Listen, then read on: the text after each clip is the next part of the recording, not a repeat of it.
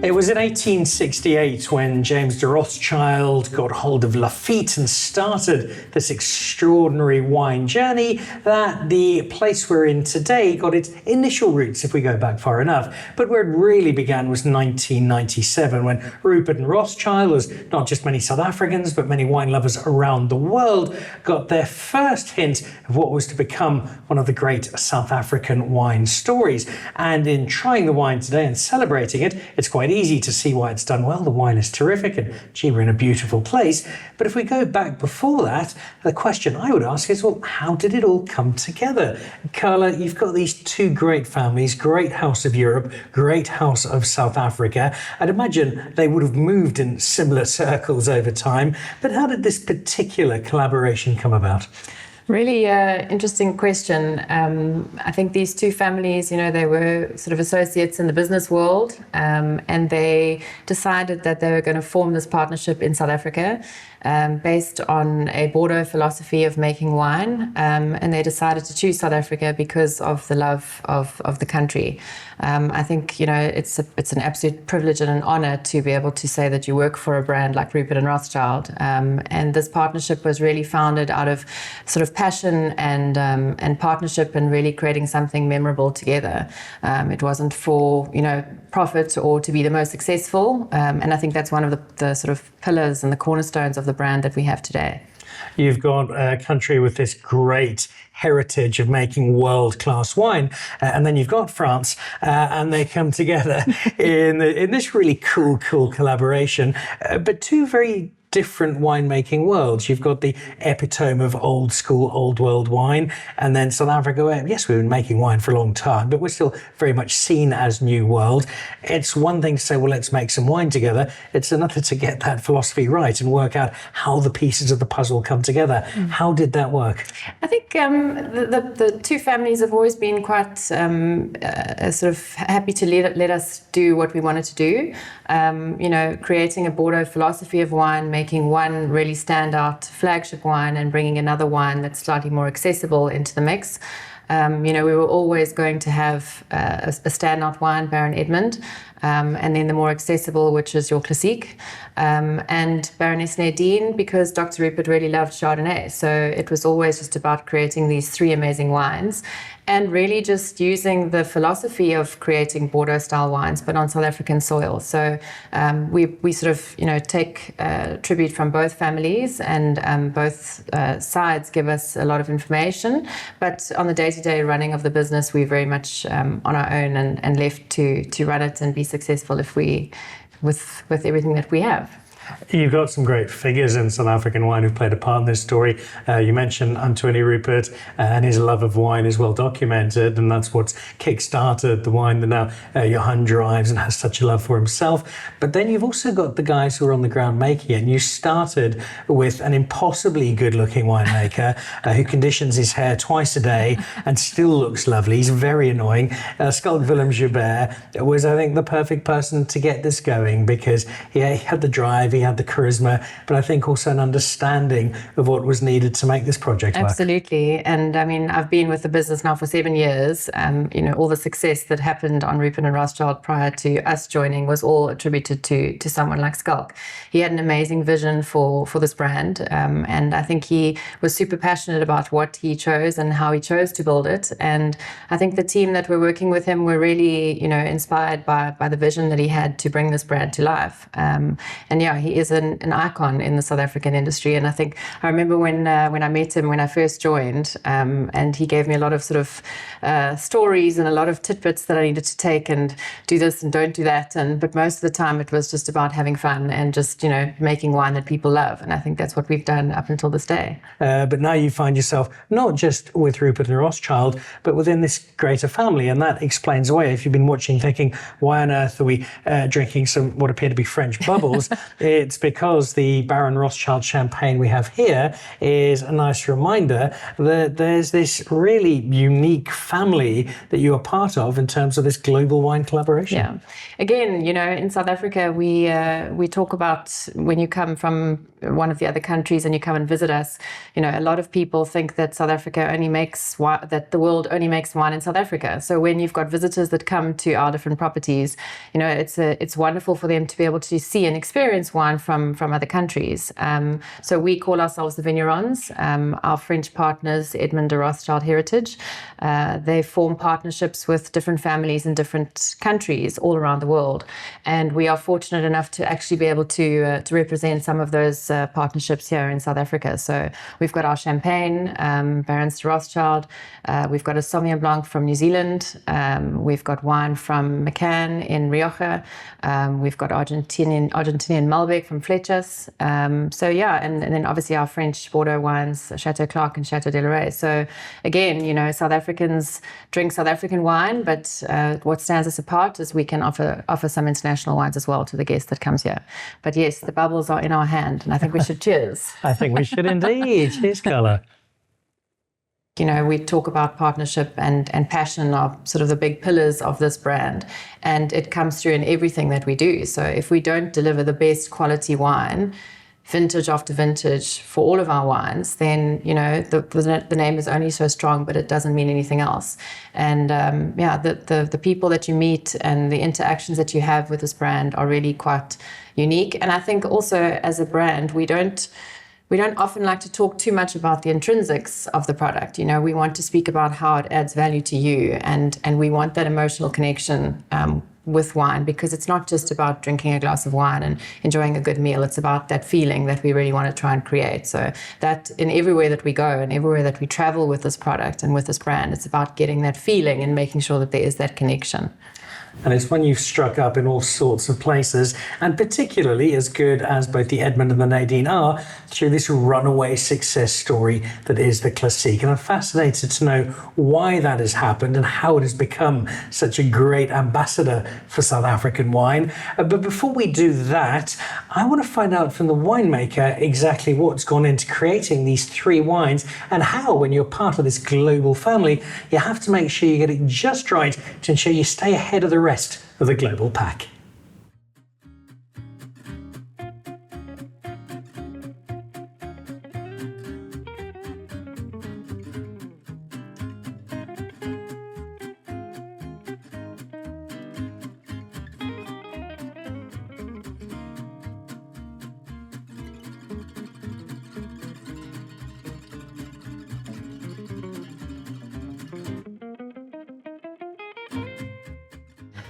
The gentle hints of silver suggest maybe mid-40s. The boyish charm and what is clearly a very good moisturising regime suggest barely out of school. I think it's somewhere in the middle, because if I do my maths, Andre, it would be about 2013 when your Rupert and Rothschild journey began? That's correct, yes. I started in October of 2013, so the first vintage was 2014 that I was involved at. The opportunity to come and work at not just a home of such great wine, but somewhere that has these incredible families, these incredible stories attached. How big of an appeal was that for coming here? It was definitely a big part of it, and so it was for me a privilege to be able to work for such a prestigious brand, and for two families that are tremendously well known worldwide, and just to be part of the journey. You've also got this extraordinary wine family from around the world, where you have Sauvignon Blanc from New Zealand as part of the family, you've got Malbec from Argentina, you've got wine from Rioja, as well as the wine from France. Yes. What sort of asset is that, being able to pick up the phone and dial somebody in the other side of the world and say, hey, I'd like some advice, I'd like to bounce something off you? Yes, so obviously that is also a privilege to be part of the more of a global wine family, if you can put it that way. And both Kayla and I, we are the two winemakers here at Rupert Rothschild, has done a vintage at Chateau Clark, which is our sister farm in the Medoc in Bordeaux. And do you work quite closely in terms of getting an understanding of, yes, you are your own brand, but you also sit within a fairly prestigious family? Yes, obviously it is. We are part of the larger family, but still we are focused on the best potential that we can make here at Rupert Rothschild. We work with unique grapes. Most of our grapes are from Stellenbosch, on our reds especially.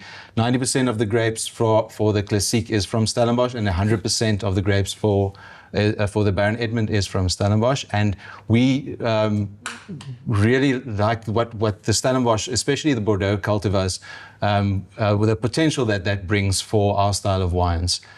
The immediate question mark when we look at the wine then is, well, this is a home of Bordeaux in South Africa, and your white is a Chardonnay. Yes. And drinking Chardonnay, I think, is still punishable by death in Bordeaux. You have this Baron Edmund. Why was the thinking that this was the white wine to go with?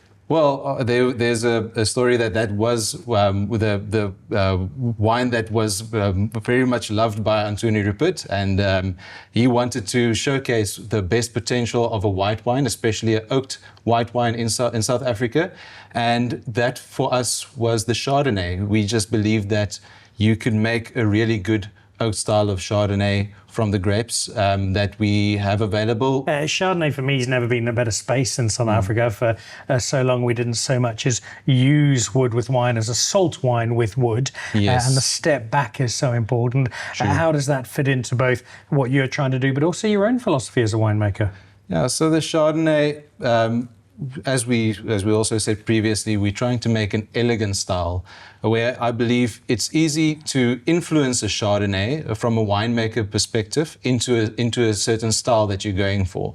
Because a winemaker can put a Chardonnay in a lot of toasty oak and make a big, showy style of wine. And if you do malolactic fermentation on a Chardonnay, you get that butteriness that can make it quite big and round, where that is not our focus. Especially with the algin component, that's 50% of this wine, gives you that bright fruit and that minerality that makes you think more of a Burgundy style Chardonnay.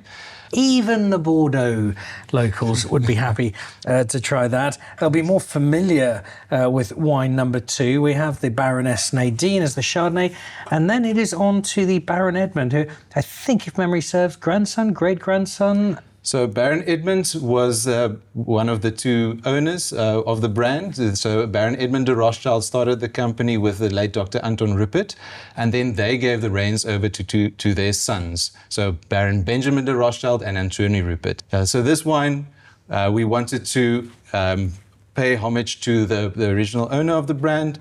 And his wife was Baroness Nadine de Rothschild. So that is where the name of the 2 wines come from. Now, after incurring the wrath of most of Bordeaux by daring to produce a Chardonnay, I suspect that with the Baron Edmund, you will have a wine that finds a slightly more familiarity with those from Bordeaux. That's correct, yes. So we have in this glass, we have a Bordeaux blend with all 5 Bordeaux varieties, with Merlot being the leading variety. Merlot is important to us because Merlot is a thinner skin variety than Cabernet Sauvignon. So you get elegant tannins and you get that soft smoothness that you come to expect from an elegant Rupert Rothschild wine, where Cabernet Sauvignon gives the structure and the power to the wine, and the balance of the 2 is exactly what we are looking for. 2 wines that have got almost a bespoke boutique feel to them, because I know you don't make them in massive amounts. That's right. Which is slightly different to wine number 3, because I think there are currently 4 wine lists in South Africa that don't have the Classique on them at the moment, and that speaks to 2 things: raging popularity and very good wine, and those 2 are not unlinked. Tell me about this wine and the story behind the Classique. So as with the Baron Edmund, the Merlot, being more of a thin skin variety, gives you that purity of fruit and that elegance in the wine. And as with the Baron Edmund as well, we blend the wine after fermentation and take it to barrel. Again, we use French oak barrels. Everything goes to French oak barrels. For the Classique, though, we use 20% new oak because it is a more elegant style, more fruit-forward style. You don't want to overpower it with oak. So 20% for us, for the Classique, is a very good balance to get that élevage from the oak and just incorporate it in the wine to make it something that's very special. You are making a staggering volume of this wine, and yet somehow you keep up the quality. And for me, that is both the most amazing element to it and the one which I'm most admiring of, is that as a winemaking team, you're able to year in, year out, if not create a photocopy of the wine, then create something that's readily identifiable as, yes, that's Classique, that's why I love it, and getting it out to a rampantly enthusiastic global audience who want you to deliver on the wine they know and love. It's very easy for you to simply say, well, this is what we do, but actually doing it is, for me, in a very similar space to making your non-vintage style of a house champagne. You've got to get the same thing at considerable volume done just right every single year. Yes, yeah. So for that, the sourcing is very important. So having very good grapes to make the wine from. And there's a lot of hard work that goes into the vineyards. And I believe, it's a cliche for a reason, but you can't make good wines from bad grapes. So firstly, the grapes have to be of an exceptional quality. And the fact that it is a blend also helps with that consistency. Some years, the Merlot will be slightly a bigger crop than the Cabernet Sauvignon, and vice versa. And having that privilege to blend before you go to barrel, the two components just marry from an early stage. So with wine, the earlier you put it into barrel, the earlier you do anything with the wine, the more time you have for that integration to happen. And that is also why this wine is enjoyable from an early stage. You have that drinkability early on, and it has the ability to even get better with time. So if you are patient enough to put it away, you will be rewarded for it. I'm not sure I've met that person yet, but I certainly do hope so.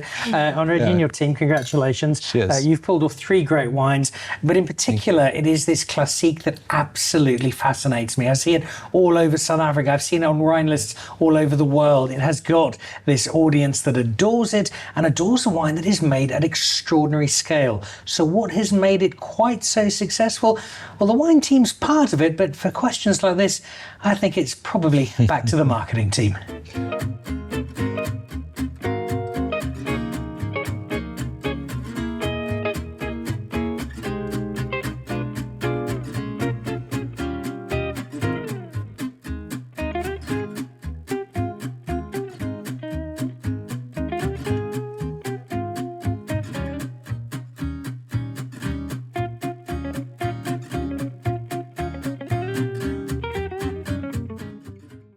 So we have the background of this Rupert and Rothschild Classique. We know how it's made. We know why it is well made. We know how much has gone into creating it. What I still need, Carla, is this understanding of how you've taken this wine that you make in considerable volumes and you've avoided making it a ubiquitous, oh no, everyone drinks that, I'm not going to have that, and still retained this real luxury air to this wine and made it this incredible success story. Sure. It's a question, I think, when I started 7 years ago, I actually hired a research agency to help them to answer the same question, what makes it so successful? And I think it's a number of things. It starts with quality. It has to be a great quality wine. I think, the wine that we put into this bottle every year must consistently over-deliver for what the expectation is. And the other thing is, this wine is not, and our brand is not about fashion or trends or following the most hip and happening in terms of wine production methods. We are elegant and timeless and classic. And I think the consumer of Classique specifically loves that it over-delivers every vintage. So we sell a fair amount of this wine in South Africa and in the rest of the world. And the consumer really knows this vintage. So when we release the next vintage onto the market, they know exactly what the previous vintage tasted like because they had it the night before. So when we give them the next vintage, they must open that bottle and they must say, this is exactly what I was expecting, but actually we should be over-delivering on that. And I think we really do that. And I think in that comes a trust that the consumer really identifies as safe and secure and not boring, because we become reliable and we become a friend. And I think they love that about us, is that it's not just about another wine that they enjoy. There's actually this beautiful connection that they feel with it.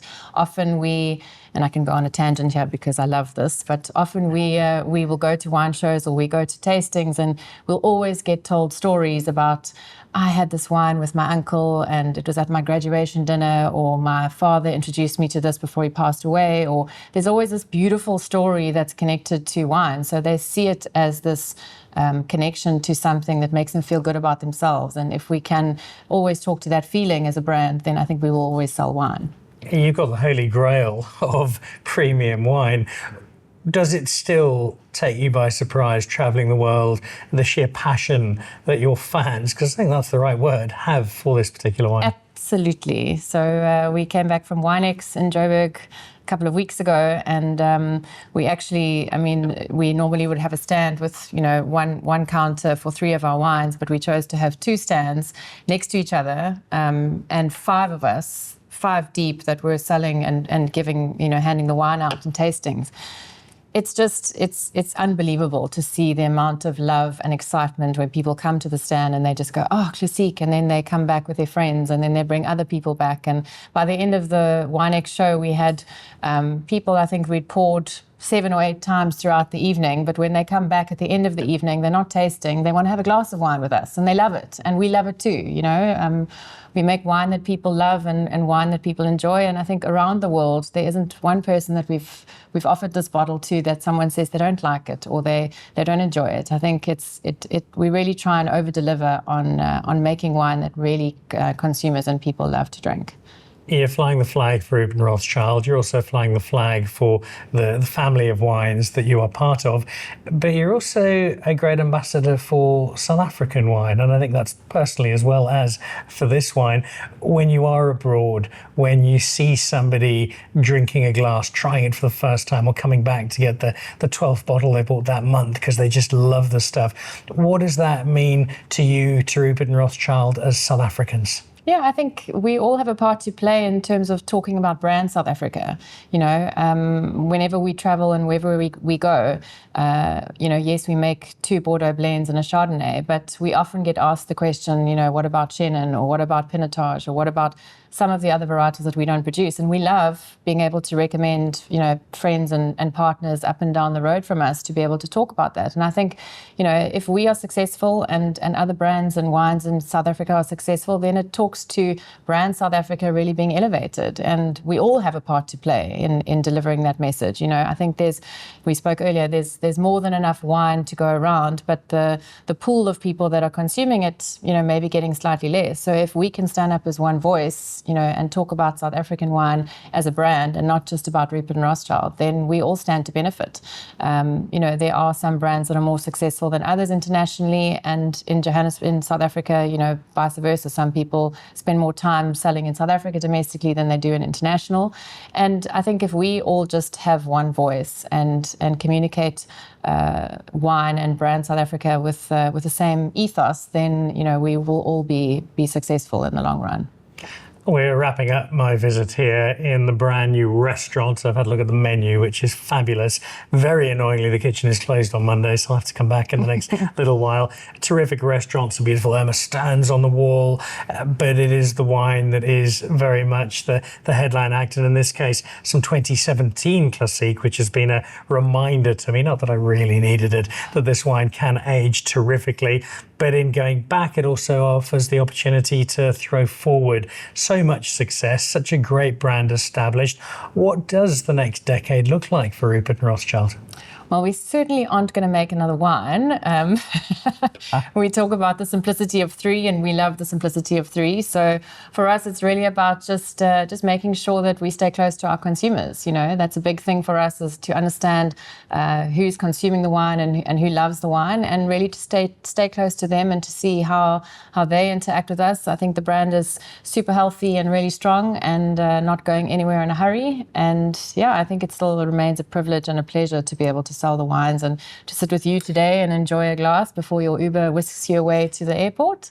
But it's been a pleasure. Thank you. No, I will thank you, not just for a lovely, lovely afternoon in this magnificently appointed space. You guys have done a terrific job. But also, I think this goes far beyond just putting Rupert Rothschild on the map, and as much as that was ever needed, but more that this is such a great drive for South African wine as a whole. And I think, yes, you might have introduced people to your wine through the Classique in particular, but you've introduced many people to South African wine via it. And I think that's just as important and something to be just as proud of. Absolutely, I agree with that. And long may it last. I think South African wines are on the stage, and we need to shout more about what we do. Well, Rupert Rothschild doesn't shout. We talk under the radar, but we love to just whisper elegantly. We whisper elegantly, quiet luxury. But yeah, we've got lots of opportunities and super exciting in the future for us to just tell our story and make sure that more people can hear and taste how amazing South African wines are.